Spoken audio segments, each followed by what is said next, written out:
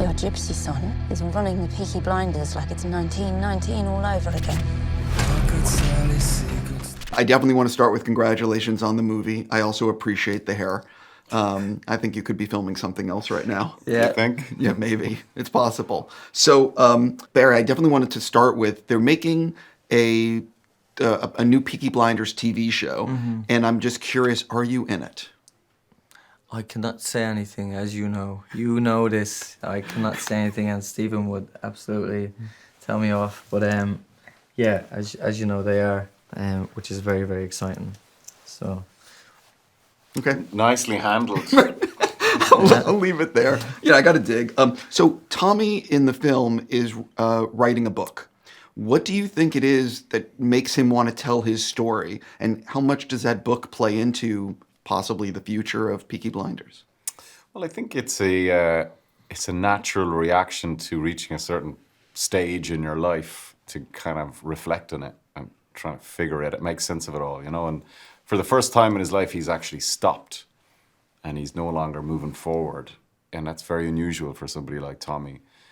And that means that all the noise, all the trauma, all the pain, all the guilt comes rushing back in. And then he's trying to, it's like a form of self-therapy, really, writing the book. Do you know what I mean? Sure. And perhaps somebody, maybe his sons, maybe somebody can find some sense in there or some meaning in it. I think that's kind of where it's coming from. I'm very curious. You've played this character for so many years. What was it actually like for you on like the last day of filming the movie, knowing that this could be the last time I'm playing the character? I was just trying to get the train in time.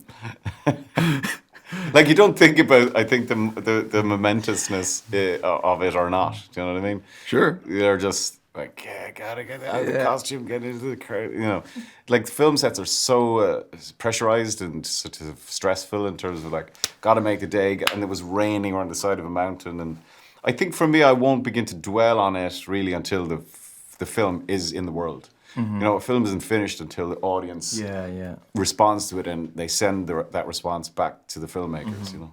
Sure. I'm curious, and I could be wrong about this, but you texted and said, Happy Father's Day, and you texted back and said, how would you like to be Duke in the movie? Am I wrong about this? I think that's how it went. Literally, yeah. So what is that? Had you... Well, he said, who's this before that? Who's this? Sorry, no, I don't know. But no, yeah, that's how it went on Father's Day. And me, I always keep in touch with Cillian and vice versa. And literally, you know, I was over the moon to get that message. So had you been, no, pardon me, I'm assuming you knew about the movie but hadn't been told you got the part? Or did you not even know about the movie and you're like, who's Duke? I did know about the movie, and I knew about his son Duke in the TV series, but I did know about the movie, but I didn't know where it was. I knew they were making a movie on it. So when Cillian said that, I was straight on my agent, as every actor does, and be like, well, Cillian said I could be in it. So there we go. I mean, it was as straightforward as that. I mean, everyone had agreed, obviously, that Barry was the first choice, and we all wanted to go to Barry, and we needed a special actor, and you know, so it was just lucky that me and Barry worked together, remained in touch since Dunkirk all those years ago, and but it just needed that kind of. We needed an actor who could do it, you know. Well, you also needed someone who had similar cheekbones. Like, you could see that there could be a relation. Yeah. You know? You need to look good in a three-piece suit. Yeah. So I definitely have to touch on, you guys have a big fight scene in the mud with pigs. And I'm just curious, at what point did you know about the scene? Was it in the script? Like, and what was your reaction when you were like, wait, we're filming in the mud with pigs? What? Yeah, that was your first day, Cillian. Yeah. Filming the movie, and that was my second day. So it was like, I remember punching the ground, you know, and going through the mud, because I was trying to get myself, you know, amped up to like go for my dad, you know, and trying to just rise to it and whatever. I remember punching the ground and literally doing all my hands in, the little scars there. Yeah, I remember that. So we had a problem then where is the pig shit gone into his open wounds, is the pig shit in his eyes, and blah blah blah. It was a whole thing which was added to it, you know. I remember you going, oh man, you don't have to punch it around. I was concerned. I was trying to impress him. I was like, you know, man, method acting, but nah, Yeah. Well, it's also if it's your second day and first day working together, yeah, Yeah. you want to show the F up. Yeah. Well, it was a great introduction to each other's characters, and very, very peaky. They haven't seen each other in 10 years Yeah. or whatever, and then they come back and there's this explosive kind of violence. And that's the only way they can communicate, really. They can't speak to each other properly. They can't actually say what they're feeling. And even in that scene in the pub, they can't just say it. Yeah. He can't express what he feels about his dad, and Tommy can't express what he feels. Even in the very last scene, there's this sort of impediment to communication, which is really moving, I think. Yeah. I definitely want to ask individuals for both of you. I'm a fan of your work, and I'm just curious, what are you actually filming this year? And for you, I'm very curious if what was your reaction, and I don't know if you've read it, reading the Batman 2 script.